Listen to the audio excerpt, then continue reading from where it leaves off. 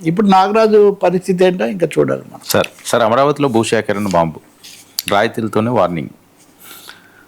చంద్రబాబు నాయుడు గారు నిన్న సిఆర్డి దర్యాప్తు అది వాళ్ళతో చర్చలు సమీక్ష అది ఇది జరిపినప్పుడు ఆయన కీలకమైన కొన్ని నిర్ణయాలు పాజిటివ్గా కొన్ని ఏమో సీరియస్గా తీసుకున్నారు. ఇక్కడ మనం గుర్తించాల్సింది ఏంటంటే రైతులకు ఇచ్చే కౌలు అనేది 15 సంవత్సరాలకు ఇవ్వాలి, ఏడాదికి 10,000 చొప్పున. అలాగే వాళ్ళ సమస్యలు కూడా పరిష్కరించాలని చంద్రబాబు నాయుడు ఆయన చైర్మన్ కూడా సిఆర్డీఏకు ముఖ్యమంత్రి హోదాలో స్పష్టమైన ఆదేశాలు ఇచ్చారు. అంటే రైతులకు సమస్యలు చాలా స్పష్టంగా ఉన్నాయనేది చంద్రబాబు నాయుడు గారు కూడా దృష్టిలో గుర్తిస్తున్నారు. వాటి అనేక సందర్భాల్లో అధికారులు, మంత్రులు లేదా రాజకీయంగా తెలుగుదేశం సమర్థించినప్పటికీ తర్వాత చంద్రబాబు జోక్యం చేసుకోవడం, కొన్ని ఉత్తర్వులు ఇవ్వడం ఇది జరుగుతూ ఉంది. అలాగే కీలకమైన అంశం ఏమంటే అదనంగా మలి విడత భూసేకరణ చేయాలి, ఈ భూ సమీకరణ చేయాలి. మేము సమీకరణ కోసం ప్రయత్నిస్తున్నాం, గట్టిగా చెప్పాము. కానీ ఇప్పటికి కూడా భూ సమీకరణ కనుక రైతులు సహకరించకపోతే మంగళవారం రాత్రి వరకే గడువు. ఇప్పుడు భూసేకరణకు ప్రభుత్వం దిగిపోతుంది. భూ సమీకరణ ఘట్టం అయిపోయి భూసేకరణ అన్నదానికి నిర్ణయం తీసుకొని కఠినంగా వ్యవహరించండి. ఒకవేళ ఎవరైనా దీనికి సహకరించకపోతే, భూసేకరణ అన్నదానికి సహకరించకపోతే, ఆటంకాలు కల్పిస్తే మటుకు మీరు ఖచ్చితంగా వ్యవహరించండి అని. అంటే మనం చూసిన పెనుమాక, ఉండవల్లి సెంటర్లో జరిగిన ఘటనలు ఇవన్నీ కూడా ఈ సేకరణకు భూమి ఇవ్వమని చెప్పేటటువంటి రైతులు కొంతమంది జగన్మోహన్ రెడ్డి దగ్గరికి వెళ్ళటం, వైసీపీ వాళ్ళు కూడా రావటం, అదే అక్కడ జరిగింది. ఇప్పుడు ప్రభుత్వం స్పష్టమైన నిర్ణయం తీసుకుంది. మంగళవారం రాత్రితో మేము ఇచ్చిన గడువు లేకపోతే ఆఫర్ ఇవన్నీ కూడా అయిపోయినాయి, బుధవారం నుంచి మేము భూసేకరణకు దిగిపోతామని నోటిఫికేషన్ కూడా ఇస్తున్నారు. కాబట్టి భూసేకరణకు ప్రభుత్వం రంగంలోకి దిగడం, ఒక సెక్షన్ ఆఫ్ ఫార్మర్స్ దానికి వ్యతిరేకంగా ఉండటం, ఇంతకుముందే జరిగిన కొంత అలజడి ఘటనలు, వీటన్నిటి నుంచి అమరావతి తదుపరి ఎలా ఉంటుంది అన్నది మనం గమనించాల్సి ఉంటుంది. ఇంకో ఘట్టం ఇది, 2-3 ఘట్టాలు, ఇది ఇంకో ఘట్టం స్టార్ట్ అవుతుంది. అంటే చంద్రబాబు నాయుడు గారు ఇప్పుడు రాయితీలు ఇస్తూనే ఖచ్చితమైన వార్నింగ్, ఒక హెచ్చరిక కూడా చేస్తున్నారు. మీరు ఇవ్వకపోతే మేము తీసుకుంటాము. కొన్ని రోడ్లు అయితే రైతులు కొన్ని భూములు ఇవ్వకపోతే రావట, అది అక్కడ అందరూ చెప్తున్నటువంటి ఒక మాట. అన్నీ అలా ఆగిపోయినవి కొన్ని ఉన్నాయి. మా అనుమతి లేకుండా మా పొలాల్లోకి ఎలా వస్తారు అనేది రైతులు పెడుతున్న ఒక అబ్జెక్షన్. ఇది ఎలా సాల్వ్ చేస్తారు మనం ఇంకా చూడాలి. సరే, భోగాపురంలో పరిస్థితి? భోగాపురం కూడా దీనికి కంటిన్యూషన్ అండి. నిన్న రామ్మోహన్ నాయుడు ఆయన విమానయాన శాఖ మంత్రి దీంట్లో వెళ్ళారు.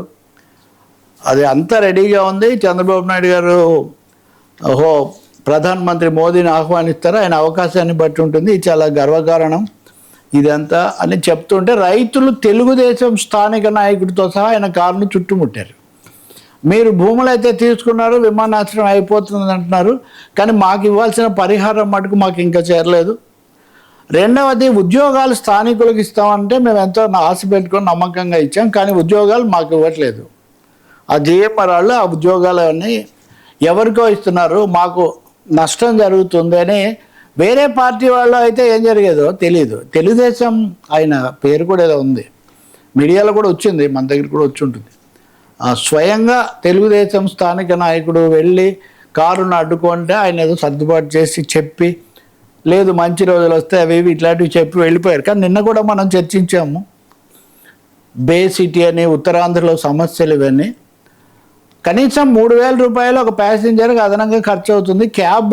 క్యాబ్ను కనుక లెక్కేసుకుంటే విశాఖ నుంచి అక్కడికి వెళ్ళటం అన్నది చాలా బలంగా నమ్ముతూ ఉన్నారు.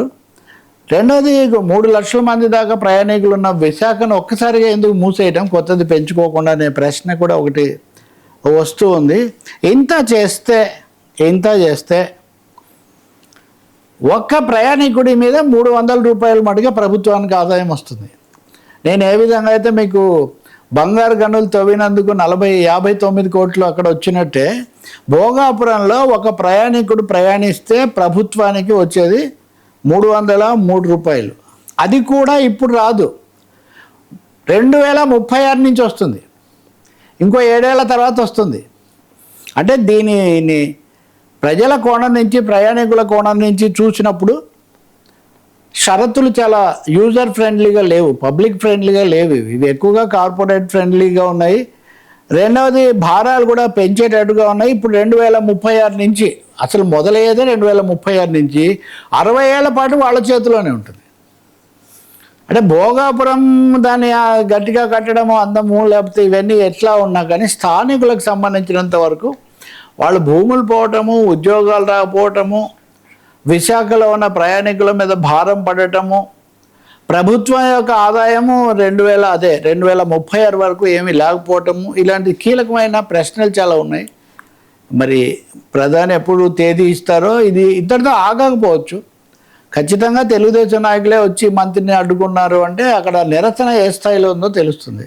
అయితే ఆయన ఏదో సర్దుబాటు చేసి మళ్ళీ చేస్తాము అది ఇది అన్నారు, కానీ ఉద్యోగాలు అయితే రావట్లేదు. సరే సంగతి.